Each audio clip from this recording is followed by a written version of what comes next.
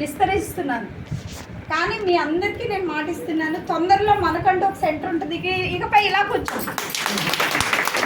అంటే మనకి సెంటర్ అంటూ ఉంటుంది. మన సెంటర్ ఉంటే మన నాగమణియే లీడ్ చేయాలి, అదే ఇంపార్టెంట్. సో ఆ సెంటర్లో మనలాంటి పీపుల్ ఎవరైతే ఉంటారో వాళ్ళందరినీ మనం అడ్రస్ చేద్దాం. ప్రతి సమస్యని ముందుకు తీసుకెళ్దాం. ప్రతి ఒక్క విషయాన్ని ఇక నుంచి ఎవరు కూడా మాకెవరు లేరు అనే సిస్టంలో కాకుండా మనకు ఒకరికొకరికి ఒక సంస్థలాగా మనం ఏర్పడి ఒక మాటలాగా ఉండి, మీకైతే నేనైతే ఎప్పుడు ఉంటాను నా ఆఖరి శ్వాస వరకు, ఎక్కడున్నా, ఏ దేశంలో ఉన్నా, ఎక్కడున్నా, ఎలా ఉన్నా నాకు ఒక్క ఫోన్ చేస్తే నేను ఖచ్చితంగా సపోర్ట్ చేయడానికే వస్తాను. అందువల్ల నాకైతే ఇది చాలా ఛాలెంజింగ్ థింగ్. కానీ నేను ఇది మొదటి ఇటుక నుంచి మొదలు పెడతాను. చిన్నగా అవ్వచ్చు, కానీ మన అందరం కలిస్తే పెద్దదవుతుంది. అందువల్ల ప్రతి ఒక్క మనిషి ఒక కేసు, ప్రతి ఒక్కరికి కూడా ఏదో ఒక కష్టం ఉంది. ఇక్కడ కూర్చున్న వాళ్ళకి ఒకడికి కొంచెం ఎక్కువ కష్టం ఉండొచ్చు, ఒకడికి కొంచెం తక్కువ కష్టం ఉండొచ్చు, కానీ కష్టం అయితే అందరికీ ఉంది. అదైతే కామన్ కదా. సో ఆ కష్టం అనేది ఇక లేదు. ఎందుకంటే నేనైతే మీ అనుకున్నాను, నాగమణి లాంటి మంచి మనిషి మీ అనుకున్నారు. మనము సంస్థ అన్నారు నాగమణి. ఆల్రెడీ మనకు సంస్థ ఉంది, షీ ఫౌండేషన్ అని. 2009 నుంచి ఈ సంస్థ చాలా యాక్టివ్గా వర్క్ చేస్తుంది. తెలంగాణ షీ టీమ్స్తో కూడా వర్క్ చేసింది. చాలా చాలా పెద్ద స్థాయిలో ఈ ఫౌండేషన్ వర్క్ చేసింది. సో మీకు ఎప్పుడు కూడా ప్రతి ఒక్క విషయంలో ఈ ఫౌండేషన్ ద్వారా మీరు మొదటిగా ఇక్కడ ఫస్ట్ మనం ఒక స్పేస్ చూసుకోవాలి. స్పేస్ చూసుకుంటే ఆ స్పేస్ ద్వారా సెంటర్స్ని ఎట్లా పెట్టాలి, ఆపరేషన్ ఎలా చేయాలి, ఇవన్నీ కూడా మనం ఆలోచించి మీకు ఉపాధి ఎలా కల్పించాలి. మేబీ కొంతమందికి అందుకనే అంటున్నాను కేస్ టు కేస్ బేసిస్ అని. ఎందుకంటే ఒక్కొక్కరిది ఒక్కొక్క రీజన్ అయి ఉంటుంది.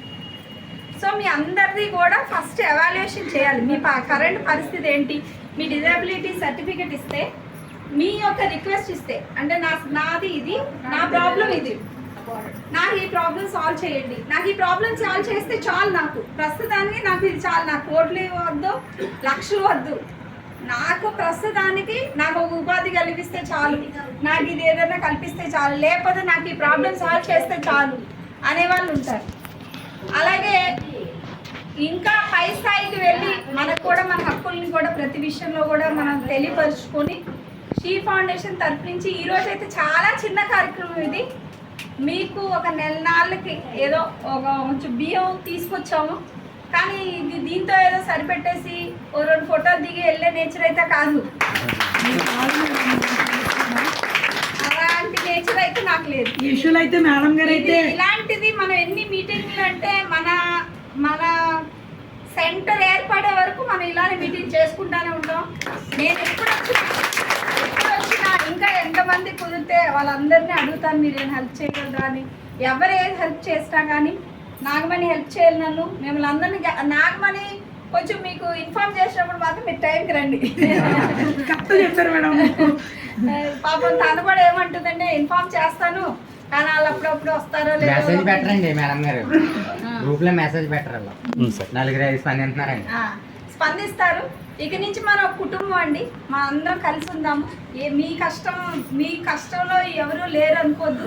మీ కష్టంలో కనీసం ఒక వ్యక్తి ఉన్నా చాలు కదా. ఆ కష్టంలో నేనున్నా అనుకోండి, ఇక నుంచి అన్నీ మారుతాయి.